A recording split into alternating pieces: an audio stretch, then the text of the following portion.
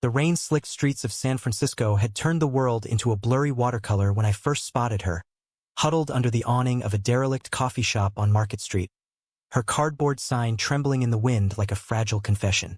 "Anything helps," it read, but her eyes, sharp, haunted blue, screamed something far deeper.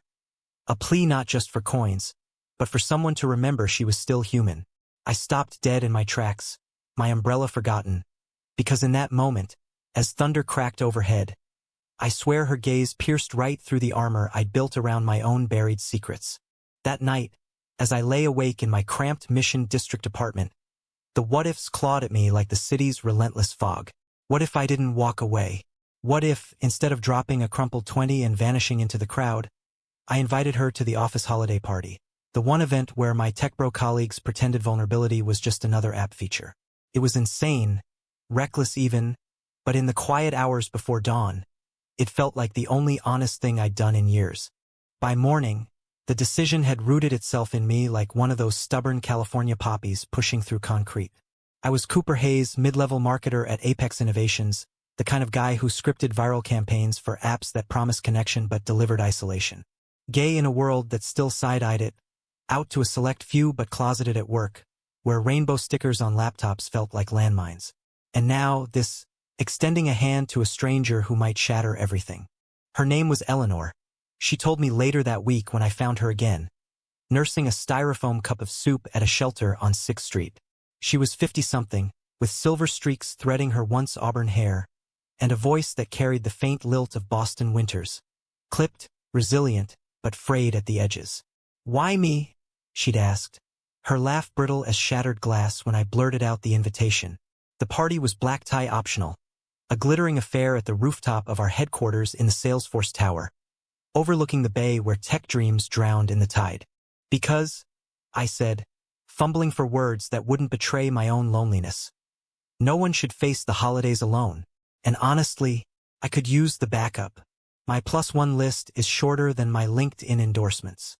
She studied me then, those blue eyes narrowing like she could see the ghosts I carried. "The ex who'd ghosted me after one too many. It's not you. It's the optics conversations. The family back in Ohio who'd love me if I just tried harder to be straight." Eleanor didn't pry, but she nodded, slow and deliberate, as if we'd struck a pact in some unspoken language of the lost. "All right, kid. But if I show up smelling like the street, that's on you." The days blurred into a frenzy of prep. At the office, whispers about the party dominated every Slack channel.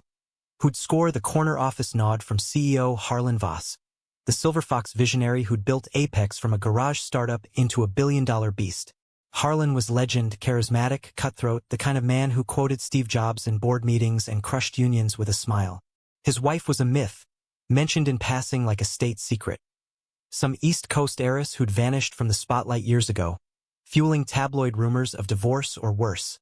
I threw myself into the distraction, pitching a campaign for our new AI dating app. Ironic, given my track record, while stealing glances at Carson Reed, the new creative director who transferred from our LA office 6 months back. Carson was everything I wasn't. Tall, with that effortless California surfer build honed by weekend hikes in Marin. His sandy hair always tousled just so, and green eyes that sparkled with a mischief that made my stomach flip. He was out and proud, the office's unofficial ally with his Love Wins mug and subtle rainbow pins on his lapel. We'd bonded over late-night brainstorms, trading stories of bad hookups and worse family Thanksgivings, but it never crossed that line. Fear mostly mine. What if he saw me as just another bro-code casualty? Eleanor texted me updates from the shelter's shared phone, crack jokes about borrowing a dress from the thrift bin, updates on the weather turning biblical. I sent her cash for a haircut, a pair of heels that wouldn't blister, anything to armor her against the judgment. "You're saving me, Coop," she wrote once, and I stared at the screen until it burned, wondering who was really pulling whom from the brink. The night of the party arrived like a storm front, the city lights smearing gold across the bay as I rode the elevator to the 61st floor. My tux felt like a straitjacket, bow tie crooked because steady hands eluded me. Guests milled in clusters. VCs in bespoke suits, engineers nursing IPAs, the sales team already 3 whiskeys deep. Jazz standards floated from hidden speakers, clinking glasses a symphony of false bonhomie. I scanned for Eleanor, heart hammering, but she was late. Fashionably or disastrously, I couldn't tell. Instead, Carson materialized from the crowd, a vision in slim-fit black with a pocket square that screamed understated flair. "Hayes," he drawled, that Ella lilt wrapping around my name like smoke. "You clean up nice. Where's the mystery date? Or did you finally ask out that barista from the lobby?" I laughed, too loud, heat creeping up my neck. "Patience, Reed. She's en route. And for the record, the barista's straight. Story of my life." His gaze lingered, something unreadable flickering there. Curiosity? Pity? Desire? Before I could dissect it, the elevator dinged again, and the room hushed as if on cue. Out stepped Eleanor, transformed yet unmistakably herself. A simple black sheath from the Goodwill gods clinging to her frame, hair swept into an elegant chignon, minimal makeup highlighting the fine lines of a life hard-lived. She moved with the grace of someone who'd once danced in ballrooms, not alleys, her chin lifted against the stairs. I crossed the floor in what felt like slow motion, offering my arm. "You look incredible," I murmured, and she squeezed my elbow, her touch steadying. "Flattery gets you a dance, Cooper. Now introduce me before I bolt." We wove through the throng, small talk my weapon of choice. Eleanor's fabricated backstory as a consultant on sabbatical drawing polite nods. Carson joined us soon after, his easy charm dissolving the ice around her. "Eleanor, right? Cooper's been singing your praises. Said you're the one who'll finally make him loosen up." She arched a brow at me, amused. "Oh, has he? Well, Carson, darling, stick around. This boy's got layers. Like a proper onion. Makes you cry but worth the peel."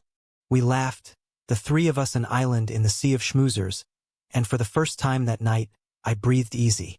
Carson's hand brushed mine as he passed a flute of champagne, electric and accidental, sending sparks up my arm. Eleanor noticed, her eyes twinkling with that knowing glint, but said nothing. Instead, she steered us toward the bar, regaling us with tales of her travels, veiled truths of evictions and lost jobs that twisted my gut. Then the speeches began. Harlan Voss took the mic, his presence commanding the room like gravity.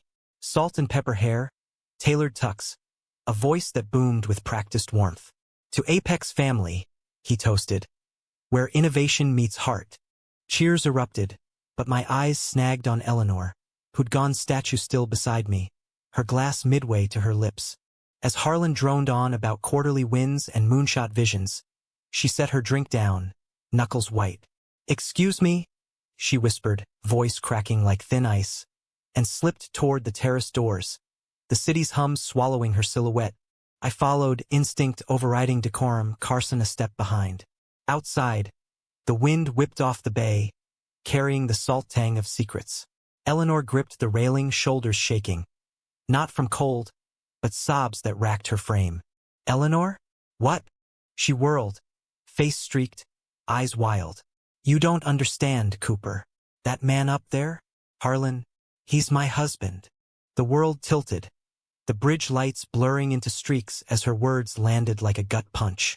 Zio's wife, homeless, the myth made flesh, unraveling before me in the chill December air. Her confession hung between us like fog off the bay, thick and impenetrable, as Carson and I exchanged a glance that spoke volumes. Shock, confusion, the dawning horror of a scandal poised to erupt. Eleanor's hands trembled as she wiped her face, the mascara she'd borrowed from a shelter friend smudging into dark rivers. "It's not what you think," she said, voice raw, barely above the distant wail of a foghorn. "Or maybe it is. God, I don't even know anymore." I stepped closer, careful, like approaching a wounded animal. "Then tell us, please, whatever it is, we're here."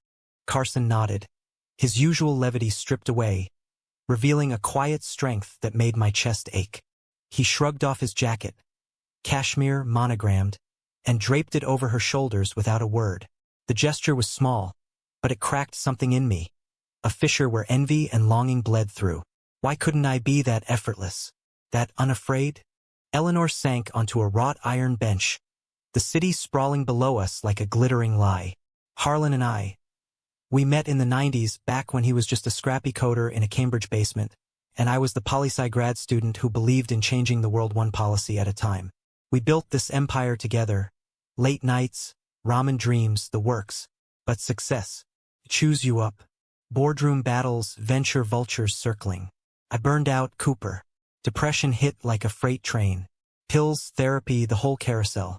And one day I just walked away. Walked away, Carson echoed, settling on her other side, his knee brushing mine in the tight space.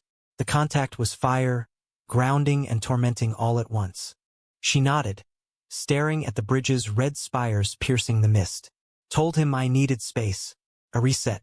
But space turned into streets when the money dried up. His money, our money, all tangled in NDAs and prenups.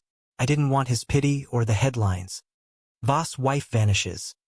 Midlife crisis or corporate sabotage. So I vanished for real. Shelters, alleys, the underbelly of this so-called paradise. It's freeing in a brutal way. No expectations. Just survival. My mind reeled, piecing together the tabloid ghosts. The reclusive Mrs. Voss. The whispers of a breakdown hushed by PR spin. And here she was, arm of a nobody marketer, unraveling the facade. Why come tonight? With me, of all people. Her laugh was hollow, echoing off the glass walls. Fate's a cruel joker. When you stopped that day on Market Street, something in your eyes. It reminded me of Harlan, before the suits and the spotlight. Vulnerable. Real. I thought, why not? One night to remember who I used to be. But seeing him up there, playing the kingpin, it all crashed back. Inside, the party pulsed on, oblivious. Laughter spiking as someone cranked the playlist to holiday hits. But out here, the air crackled with the weight of it all. Betrayal? Not from her, but from the system that let a woman like Eleanor slip through the cracks. From Harlan, perhaps, for letting pride eclipse love. Carson cleared his throat, his voice steady. We can't leave you out here. Come back in. Face it together. She shook her head, fierce. No. This isn't your mess. It's ours now, I said, surprising myself with the conviction. You trusted me. Let me trust you back. What followed was a blur of hushed negotiations and stolen moments. We re-entered the fray, Eleanor sandwiched between us like a shield, her chin high as we navigated the crowd. Carson's hand found the small of my back, supportive or something more. And I leaned into it, pulse racing. Whispers trailed us. Who's the broad with haze? Voss looked spooked.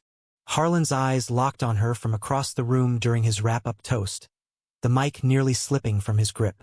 The room froze as he descended the dais, parting the sea of guests like Moses with a merger clause. Up close, the legend cracked. Lines etched deeper than I'd imagined, eyes shadowed by sleepless ambition. Eleanor, he breathed, voice a ragged whisper that carried over the stunned silence. No cameras, thank God. No phones dared flash in his presence. But the air thickened with unspoken accusations. She straightened, Carson's jacket still cloaking her like borrowed courage. Harlan. Surprise. The collision was seismic. He reached for her, tentative, as if she might dissolve like mist. Where have you been? The searches. The 6 months on the pavement. She cut in, voice steel wrapped in sorrow. While you built empires on our ghosts. Guests shifted, a collective intake of breath. I braced for explosion, the boardroom Harlan, firing salvos of blame. But instead, he crumpled, just a man stripped bare. I thought you'd left for good. That I'd failed you so completely. Carson tensed beside me, his fingers grazing mine in a grip that said stay. And in that touch, the dam I'd built against him fractured. All those brainstorm sessions, the lingering coffees, the way he'd call me out on my half-truths. It wasn't pity. It was a mirror, reflecting the man I could be if I stopped hiding. The night splintered from there. Harlan ushered Eleanor to a private lounge, their silhouettes arguing through frosted glass. Passion, not poison.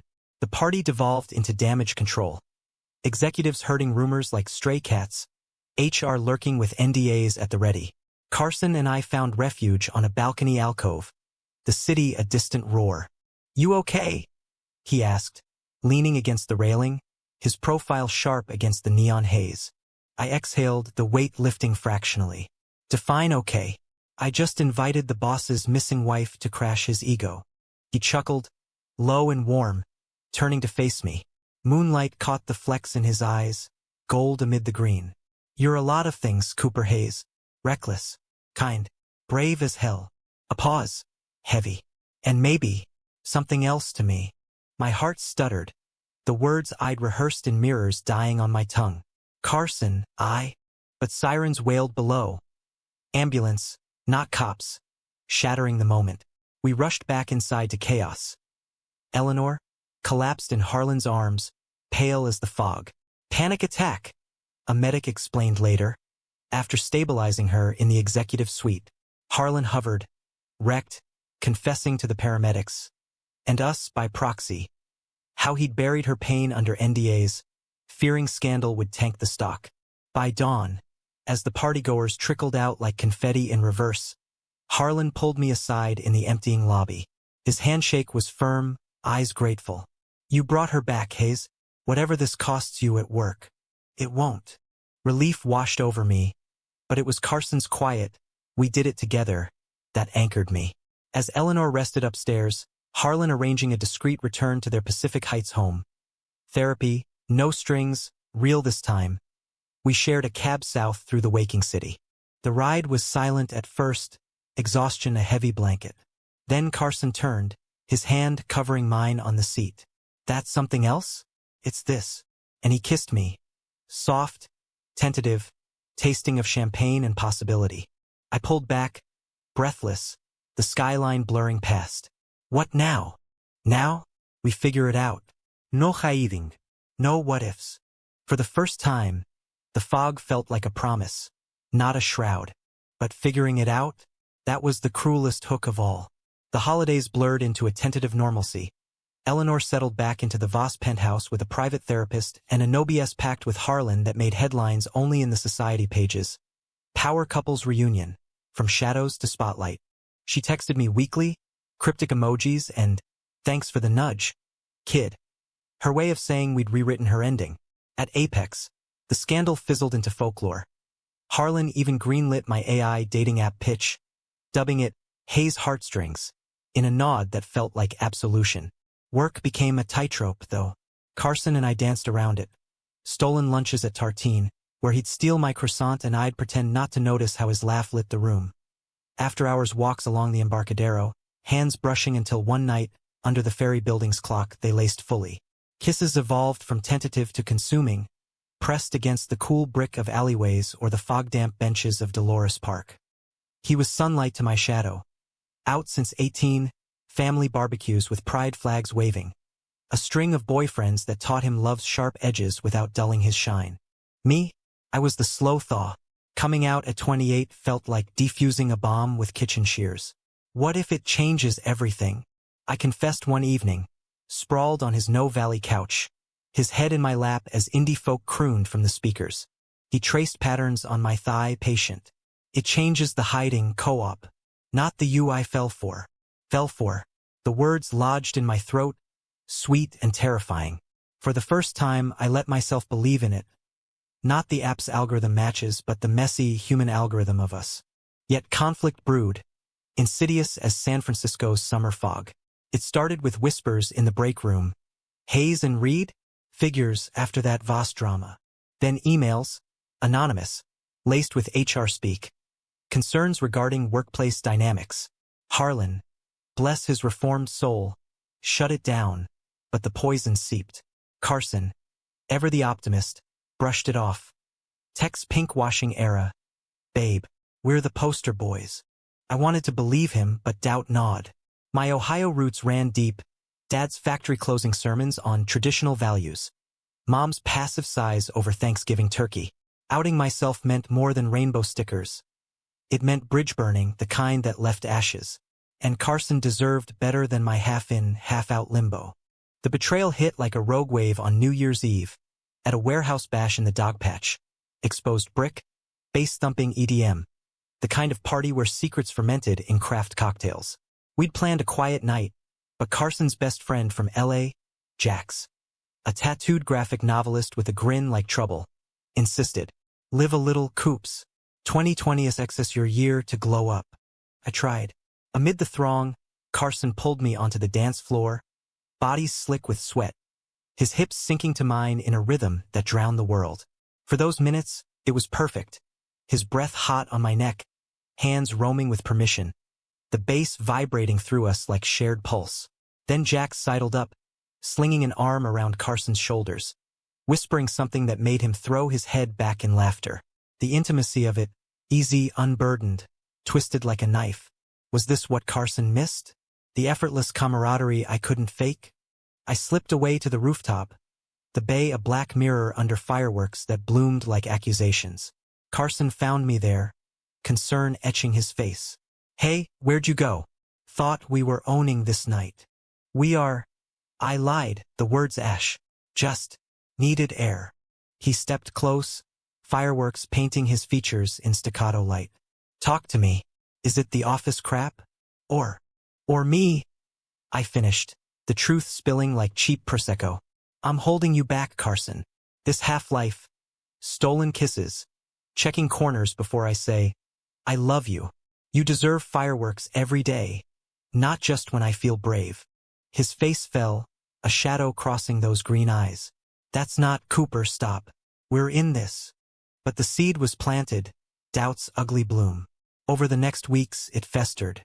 I pulled back, canceled plans with deadline excuses, buried myself in campaigns that promised connection I couldn't deliver. Carson pushed, gentle at first.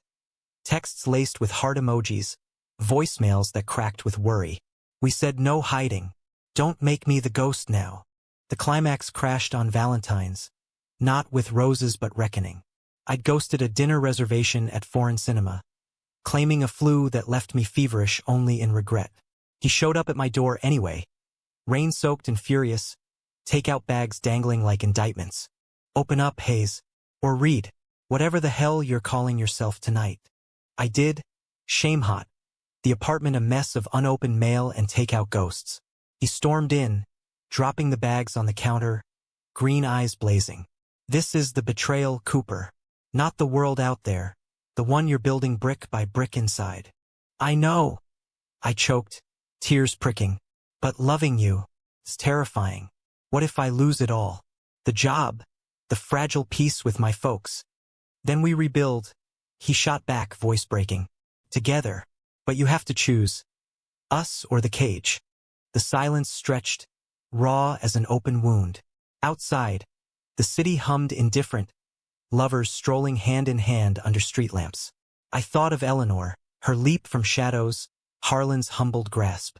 Of the man I'd glimpsed in Carson's mirror, brave enough to invite a stranger into the light. "I choose us," I whispered, stepping into his arms. The kiss was salt and storm, apology and vow, his hands fisting my shirt as if I'd vanish otherwise. We didn't fix it overnight. Coming out was a marathon of micro-agonies. The email to HR, Harlan's gruff about time, son. The call to mom, her stunned silence blooming into teary, "I love you, always." Carson was there for every mile, holding my hand at the office's first Pride mixer, where colleagues clapped awkward backs, whispering affirmations in the dark when doubts clawed back. Spring unfurled in the city like a hesitant bloom, cherry blossoms dusting the Presidio paths where we'd walk, debating app features and futures. Eleanor's updates evolved, volunteering at shelters now, her voice steadier, Harlan softer in the background. "You two inspired this," she said over brunch one sunny afternoon, her hand on his. "Proof that rock bottoms have trapdoors to better places. And us? We built something human, flawed, fervent, laced with the grit of second chances. No grand gestures, just the quiet romance of shared mugs on rainy mornings, his head on my shoulder during Sundance docs, the way he'd murmur, "I love you," unprompted, like breathing. One evening, atop Twin Peaks as the sun dipped into the Pacific, painting the world in fire and gold, Carson turned to me, ring box casual in his palm. Not proposal, but promise. "To the man who invited chaos and found home. Marry me? Someday. When you're ready." I laughed through tears, slipping it on. A simple band, etched with coordinates of that Market Street awning. Someday now. In the end, it wasn't triumph or tragedy, but grace. the messy mercy of showing up, scars and all. San Francisco sprawled below, a mosaic of dreamers and drifters, and for once, I felt woven in, not frayed at the edges. Loved wholly, humanly, home.